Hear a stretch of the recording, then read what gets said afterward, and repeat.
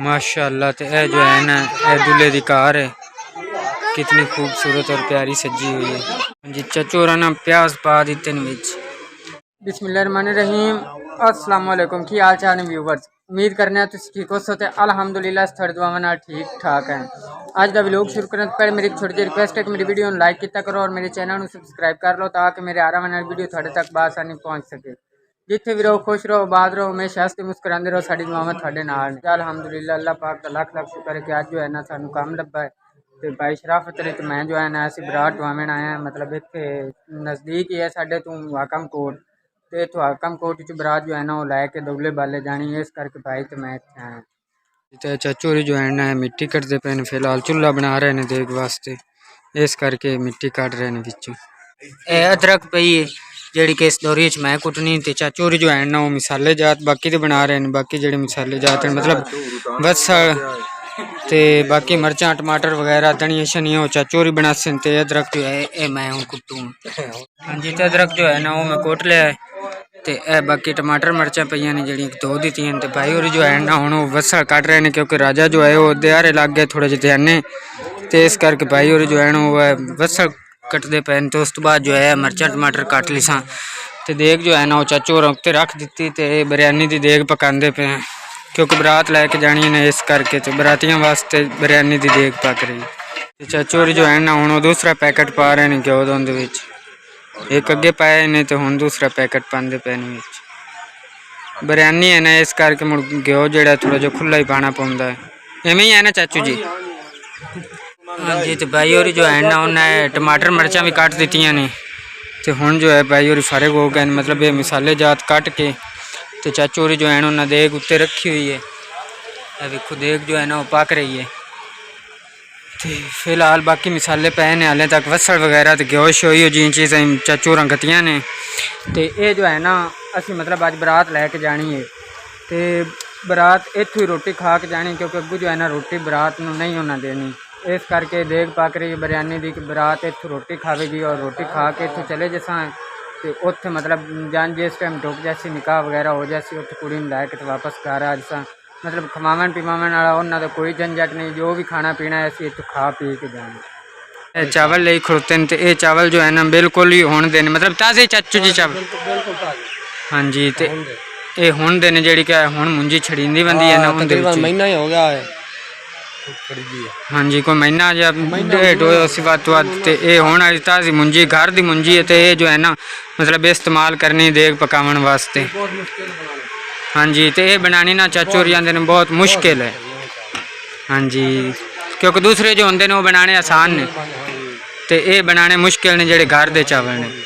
ठीक हो गया जी। चाचू होरां ने चावल वगैरह पा दिते ने। तो हुण जो है ना नमक पा रहे ने, इस तरीके नाल नमक भी पा दिता चाचू होरां। अच्छा चाचू जी कितना टाइम लग सी होने पकन ते? तकरीबन 15 मिनट। 15 मिनट तो थले आनी ना 20 मिनट दम होना तकरीबन 20 मिनट। ठीक मतलब अद्धे घंटे देग तैयार हो जासी। हाँ जी ठीक है जी। तो अल्लाह कितना देग जो है ना वो तैयार हो गई है। तो यह दम दिता पे देग ते हुण बराती उस दिन तो फिर रोटी शुरू हो सी। ये देग जो है ना वो तैयार हो गई। चाचू होरी हुण इन्हूं हिला रहे हैं, दम लाया इन्हें तो हुण इन्हूं हिलांदे पे ने। हाँ जी। तो जो है ना बरात दी गड्डियां आईयां खुलतियां ने, तीन गड्डियां है आ गई। तो चौथी जो है ना वो दूल्हे वाली कार आ रही सामने। तो सामने जो आ रही ब्लैक कलर की है जी है दूल्हे की कार जी क्या सजी हुई माशाल्लाह। तो इनके उत्ते जो है ना आरती फुल लगे हुए हैं कपड़े दे इस तरीके ने। और ओ पीछे एक वैगन जी आ रही है, मतलब सारी जो है ना बरात की तैयारी हो रही है।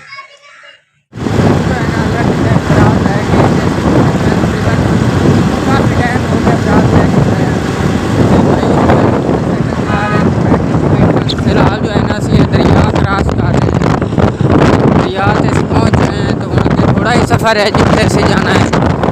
असी पहुँच आए हैं जिथे बरात डवानी है। तो बरात हाले तक पिछे ही है। तो फिर असी तो मोटरसाइकिल से आना है, इस करके जल्दी उतों निकल पे ऐसे। तो अल्लाह किता हुण पहुँच गए। चलो बेफिक्र होकर हुण खड़ोते हैं कि जिस टाइम भी बरात आई डवा लिसा। अगर असी उन्होंने नाल निकलते तो फिर वो कारां ते उन्हें आना वो जल्दी पहुँच जावे ना, फिर सानू लेट हो जाए।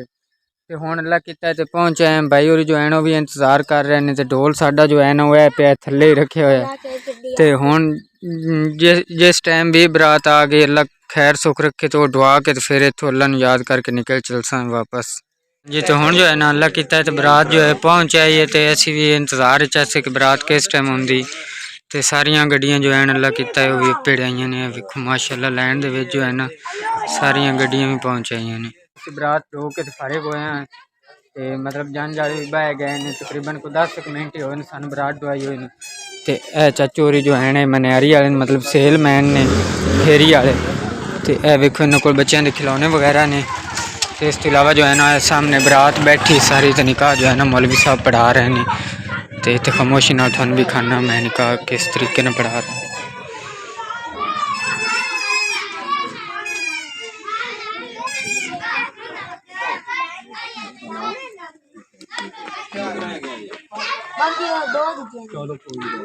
जी। तो हम जो है ना मतलब अंगूठे वगैरह गवाह दिलवाते फिरते हैं।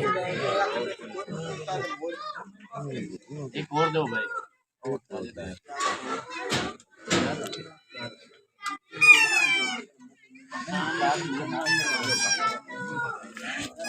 हाँ जी। तो हम जो है ना निकाह पढ़ा रहे हैं ते इस जिस टाइम निकाह पढ़ा ले उस बाद जो है मतलब मुड़ फारिग हो के देख वापसी घर पे आना है।